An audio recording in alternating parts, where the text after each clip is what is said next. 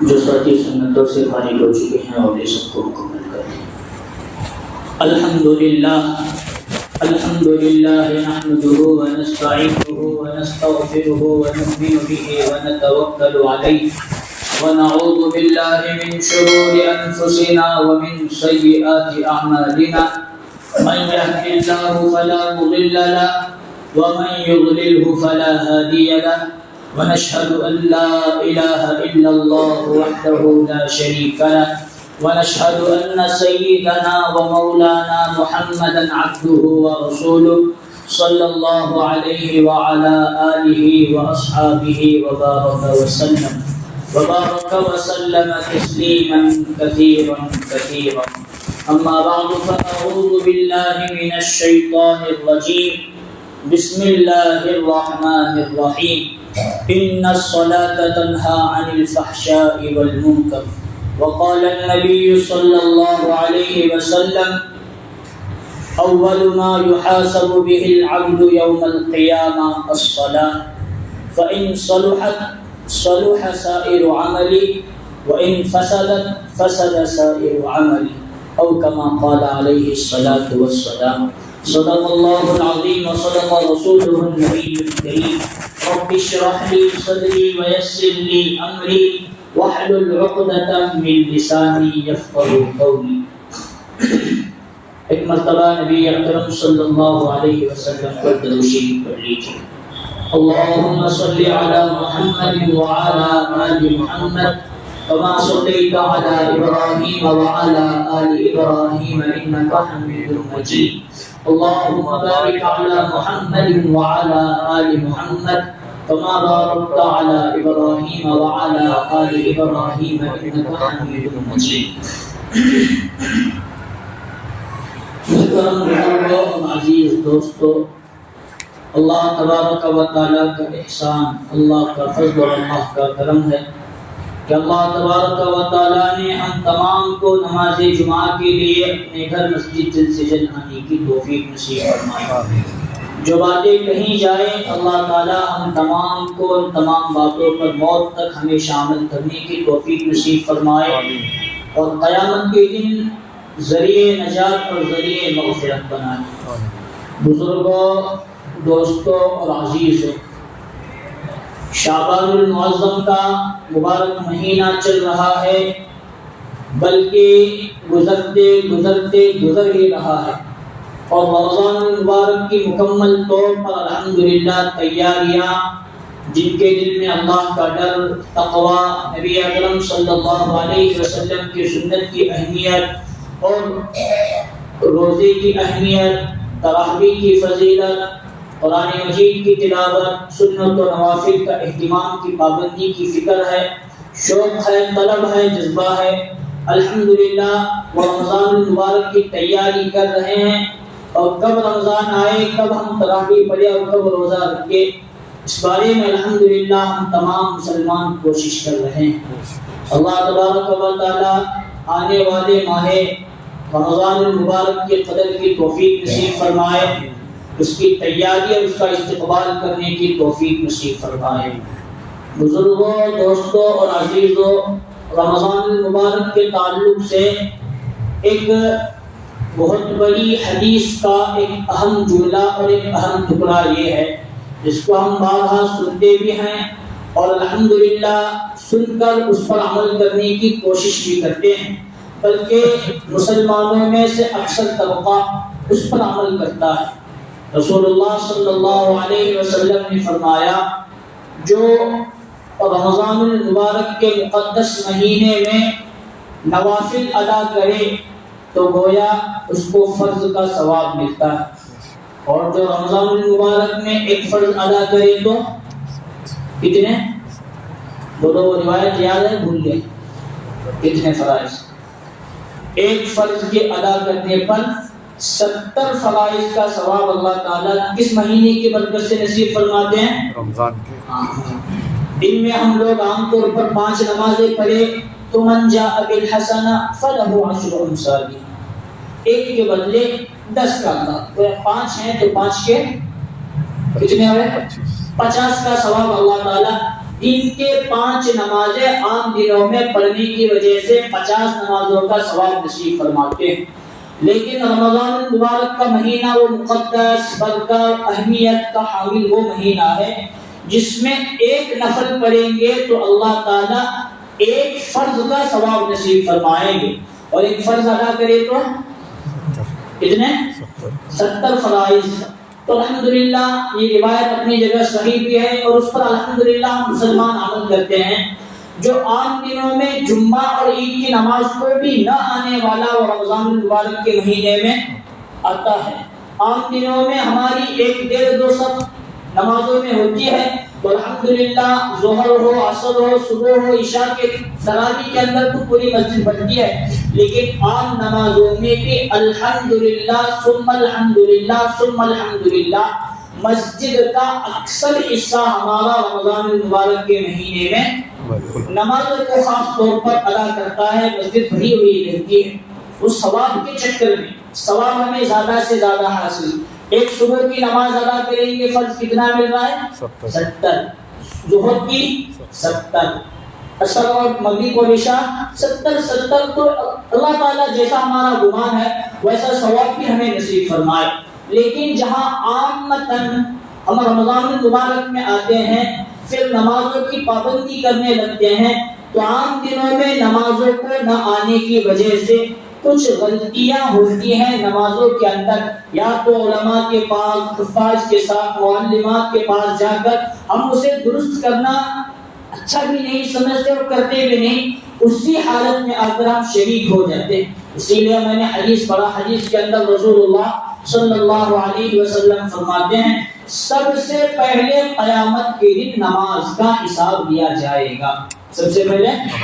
کہاں کب لیا جائے گا؟ حشر کے میدان، قیامت کے دن حشر کے میدان میں، میدان محشر میں سب سے پہلے اعمال میں، تمام اعمال میں سے نماز کے بارے میں حساب لیا جائے گا۔ اگر نماز وَإِن صَلُحَتْ صَلُحَ سَائِرُ عَمَلِهِ، اگر نماز درست نکلی تو تمام اعمال درست اور قابل قبول، اور اگر وَإِن فَسَدَتْ فَسَدَ سَائِرُ عَمَلِهِ، اگر نماز ہی خراب نکلی، نماز کے اندر فساد اور بگاڑ پیدا ہوا تو تمام اعمال اللہ نہ کرے اللہ نہ کرے اللہ نہ کرے وہ قابل قبول۔ یہ حدیث میں نہیں کہہ رہا بلکہ نبی اکرم صلی اللہ علیہ وسلم کا فرمان، میرے اور آپ کے آقا حضرت تاجدار مدینہ جناب محمد الرسول اللہ صلی اللہ علیہ وسلم کے حدیث کے الفاظ، اگر نماز درست نکلی تو تمام اعمال درست، اور اگر نماز ہی خراب نکلی تو تمام اعمال ہی نادرست۔ الحمدللہ رمضان کے تعلق سے بیانات وغیرہ بھی ہو رہے ہیں، اس کے اندر بات بھی تھوڑی بہت آ جائے گی، یا مستقل آئندہ جمعہ رمضان ہی کی فضیلت، اس کی اہمیت، روزے کیا ہیں، تراویح کیا، مستقل عنوان بنائیں۔ میں نے سمجھا رمضان سے پہلے ذرا نمازوں کی تیاری ہم مسلمان کرنے کے چکر میں پڑے تو بہت اچھا ہوگا۔ حضور کیا فرما رہے ہیں؟ سب سے پہلے قیامت کے دن کس چیز کا حساب؟ نماز کا، نماز کا حساب۔ اگر نماز درست نکلی تو تمام اعمال درست، اور اگر نماز ہی خراب نکلی تو ہم دنوں میں بہت سارے لوگ تو نہیں آتے، لیکن رمضان المبارک میں آتے ہیں تو سب سے پہلے چاہے عام دن ہو یا ماہ مقدس ہو، سب سے پہلی غلطی ہماری نمازوں کے تعلق سے جہاں ہوتی ہے صفوں کی درستگی میں ہوتی ہے۔ کہاں ہوتی ہے؟ صفوں کی درستگی، صفوں کے صف درست نہیں کرتے، بیچ میں کبھی یہاں سے کبھی وہاں سے کبھی اس جگہ اتنی خلا باقی رہتی ہے کہ اگر تھوڑا بہت مل کر ٹھہرے تو ایک آدمی عافیت اور سہولت کے ساتھ بیچ میں کھڑا ہوتا ہے، لیکن ہم ٹھو کو ٹھہرنا اور ذرا پھل کو ٹھہرنا کل کو وہاں، اور اس میں صفوں کی درستگی کی بڑی اہمیت آئی ہے۔ حضور اکرم صلی اللہ علیہ وسلم کے بارے میں آتا ہے جب نماز کی صف مکمل ہوتی تھی تو تیر کے ذریعے، نیزے کے ذریعے رسول اللہ صلی اللہ علیہ وسلم صفوں کو درست کیا کرتے تھے، اور خود حضور صلی اللہ علیہ وسلم نے فرمایا صووا صفوفکم او لیخالفن اللہ بین وجوہکم، اپنی صفوں کو درست کرو ورنہ اللہ تبارک و تعالی تمہارے اندر دشمنیوں کو پیدا کرے گا۔ آپس میں نفاق، دشمنی، بغض و عداوت اور ایک دوسرے سے چہرہ پھیرنا، یہ سب مسائل کب پیدا ہوں گے؟ جب ہمارے صفیں درست نہ ہوں گی. اس لیے سب سے پہلا چاہے رمضان المبارک کا مہینہ ہو یا عام دنوں کی نمازیں ہو، عید ہو، جمعہ ہو، کوئی بھی نماز ہو، ہمیں سب سے پہلے اپنی کیا درست کرنے کی ضرورت ہے؟ صف. بار بار اعلان کرتے ہیں چاہے تراویح کے تعلق سے ہو، خاص طور پر رمضان میں تراویح صفیں درست کرو، صفیں درست کرو. ٹائم لگا کر ہمیں کریکٹ ٹھہرنا اور کریکٹ نماز ہماری ختم ہونا. بیارے جو سفر جرا وہاں پیچھا ہے تو ادھر ادھر لوگوں لوکا دو چار دیر رکھتے ہیں سب میں پہلے وہاں ٹھہرو سب کی نماز ہے. یہ باتیں صفوں کی درستگی، نماز کی درستگی. اور گڑبڑ میں کون ٹھہرا، کون کیسا ٹھہرا، کون کیسا ہے، کیا نماز کو چھوڑے. اور کون مانتی بھی نہیں آج سب رمضان میں گڑبڑ. تراویح کی 20 رکعت 1 گھنٹہ آرام سے ہوتی ہے، لیکن وہاں بھی گڑبڑ. جلدی ہو، جلدی تو ٹھہرنا. کہ تکبیر تحریمہ چگنے کا کیا اندیشہ رہتا ہے کہ کیا بس 1-2 منٹ 1-2 سیکنڈ بھی ہم ٹھہرنا گوارا نہیں. حالانکہ صفوں کی درستگی نماز کی درستگی کے لیے بہت اہم اور ضروری چیز ہے. صفیں درست ہوں گی تو نماز اللہ تعالیٰ انشاءاللہ درست بھی کریں گے اور قبول بھی فرمائیں گے. اور اگر صفیں درست نہ ہو، بیچ میں تھوڑا بہت جگہ ہو تو شیطان آ جاتا ہے، پھر وہ حرکت کرواتا ہے، اس کے بارے میں بولنا بہت مشکل ہے. دوسری چیز، انفرادی نماز ہو، اجتماعی نماز ہو، جماعت کے ساتھ ہو یا سنت و نوافل ہو، وہاں نیت کی درستگی کا کرنا بہت ضروری. علماء نے لکھا ہے دل کی نیت تو کافی ہے. دل کی نیت، زبان کی نیت اگر نہ بھی کرے تو چل جائے. پہلے کی فقہ کی کتابوں کے اندر بڑی بڑی ہدایہ ہو، شرح الوقایہ ہو، در مختار ہو، شامی ہو، اور اسی طرح حضرت اورنگزیب عالمگیر رحمۃ اللہ علیہ نے فتاوی ہندیہ لکھی. ان میں ایک مسئلہ خاص طور پر یہ لکھا ہے کہ دل کی نیت کافی ہے، زبان کی نیت کرنا ضروری کیا ہو رہا بس نہیں. لیکن آج کل بڑے بڑے علماء اور مفتیان اکرام یہ بات کہہ رہے ہیں مسلمان اتنی غفلت میں ہے، کس نماز میں آیا ہے، نماز کا کون سا وقت، کون سی نماز ہے، وہ بھی دماغ میں. پہلے ظہر کی نیت کر کو دل میں آئے بس کافی تھا، لیکن اب ظہر کیا ہے تو میں ظہر پڑھ رہا ہوں کیا مغرب پڑھ رہا ہوں اسے جانتے. اس لیے اب علماء اور اب کے مفتیان اکرام یہ مسئلہ بڑی وضاحت کے ساتھ کہتے ہیں دل کی نیت کے ساتھ ساتھ زبان کے ساتھ اپنی نیت کا اقرار کرنا. 2 رکعت جمعہ کی فرض نماز ادا کرتا ہوں، اب پڑھاتا ہوں امام ہو تو، اور اگر مقتدی ہو تو کیا کرتے ہیں بولو پڑھاتا ہوں، مقتدی پڑھتا ہوں واسطے اللہ تعالیٰ کے پیچھے اس امام کے میرا. چھوٹے چھوٹے الفاظ سے یاد کرنا بہت ضروری. ہمیں اس میں سے ایک جملہ پکڑے پیچھے اس امام کے، تو امام کے پیچھے لگنے گا، باقی نماز کے پیچھے نہیں لگنے گا. ہمارا عام مسلمانوں کا رواج ہے امام کہاں جاتے ہیں، کب آتے ہیں، کی کرتے ہیں، ہوں کیا اس میں لگتا ہے ایک جملہ یاد اور اتنے پر ہمارا عمل ہے. باقی نماز کے بارے میں نیت بھی ہماری درست ہے. اللہ معاف کرے. نیت کی درستگی بھی بہت ضروری چیز. اور آگے نماز کے بارے میں جن چیزوں کا خاص خیال رکھنا ہے اس میں سے ایک یہ تکبیر تحریمہ کا کہنا، یعنی اللہ اکبر، ہاتھ کانوں تک اٹھانا، ہاتھوں کی ہتھیلیاں قبلے کی جانب نہ، یوں بھی نہیں چلتا. بعض لوگ یوں کرتے سنت کے خلاف. اور جو نماز سنت کے خلاف ہوتی ہے اس میں ثواب فرض تو ادا ہو جاتا ہے اس میں سے، لیکن ثواب اس کا نہیں. اس لیے سنت کا احترام کرتے ہوئے قبلے کی طرف ہمارے ہاتھوں کی ہتھیلیاں، پھر یہ دونوں انگوٹھے کانوں کی لو کے برابر آ جائے بلکہ ٹچ بھی ہو جائے، پھر کیا کرنا ہے تکبیر تحریمہ کہہ کے رکعت باندھ لینا ہے. اور رکعت باندھنے کا بھی طریقہ انگلی چھوٹی اور یہ انگوٹھے سے گٹھا بنا کر سیدھے ہاتھ کو اوپر رکھنا، الٹے ہاتھ کو نیچے، اور پھر 3 انگلیاں اس طرح کلائی پر رکھنا، گٹھا بنا. اور یہ جو تکبیر تحریمہ ہے امام کے لیے جتنا ضروری اتنا ہر مقتدی کے لیے ہر نماز میں فرض نماز میں امام کے پیچھے پڑ لگے، امام کے تابع ہیں، امام صاحب کہاں جاتے ہیں جب جہاں کیا کرنے کی ضرورت، باقی معاملے میں چلتا ہے. لیکن ہاں تکبیر تحریمہ میں نہیں، شروع سے لے کر بھی نماز میں شامل ہو پھر بھی تکبیر تحریمہ کہنا. اور اگر کسی کے 1 2 رکعت 3 رکعت کچھ بھی نمازیں گئی اور انہیں آ کر اب نماز کے اندر شامل ہو رہے ہیں تو اب ایسے وقت کی بات مرتبہ کیا ہوتا ہے، جب رکوع میں امام صاحب چلے جاتے ہیں فاسٹ دوڑتے ہوئے آتے ہیں، کیا ہاتھ ہی اٹھائے نہیں زبان سے الفاظ نکلے نہیں رکوع میں 2 چیزیں چھوٹ گئی.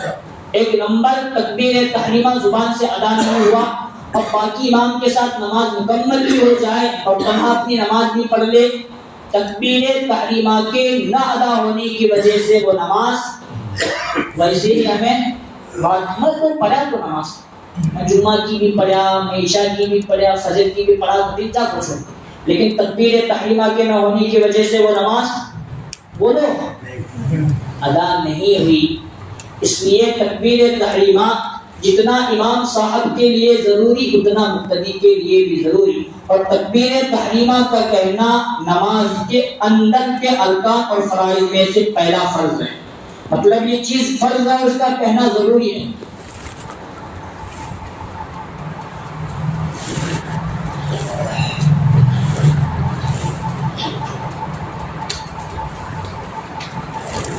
اور گڑبڑ میں آ کر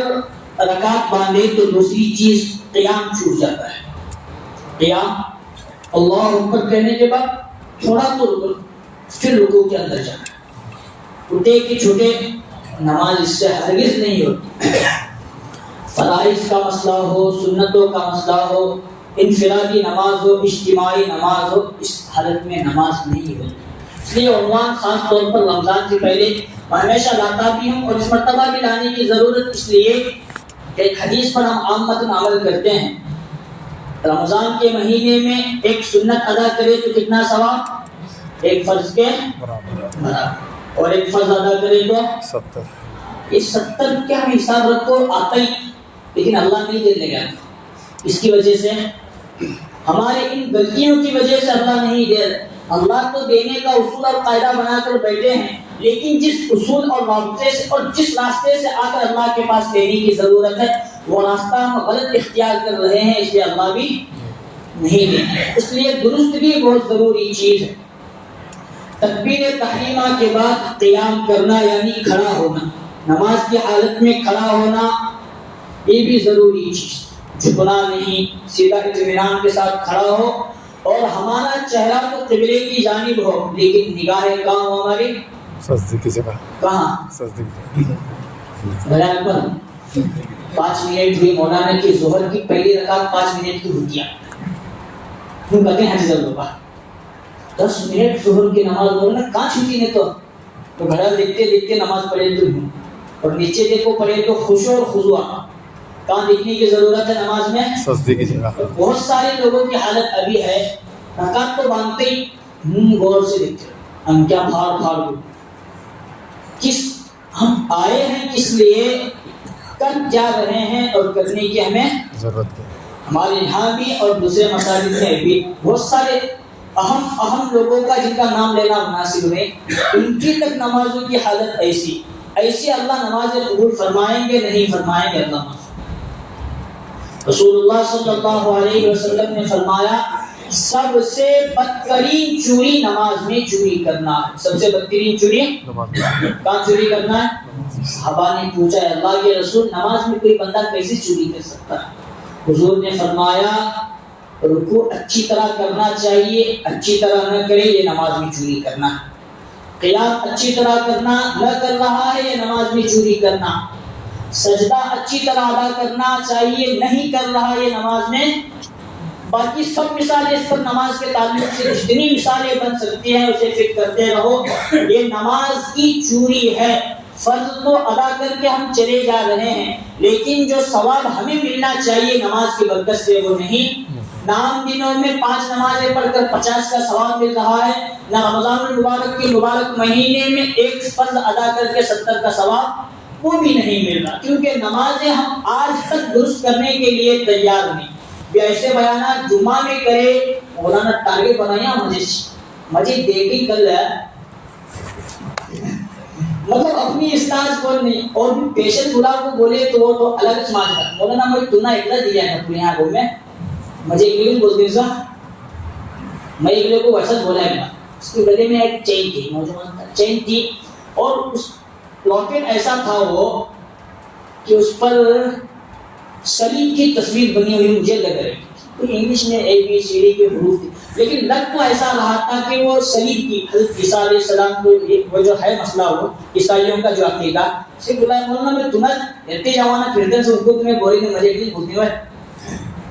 جو ہمارے مسائل ہیں حالانکہ نماز کو درست کرنے کی ضرورت اللہ کے راستے میں نکلو نمازیں درست کرنے کا طریقہ بتایا جاتا ہے یہ نمازوں کے ذریعے مشق کرائی جائیں یہ باتیں سب اس لیے ہیں تاکہ ہم صحیح معنی میں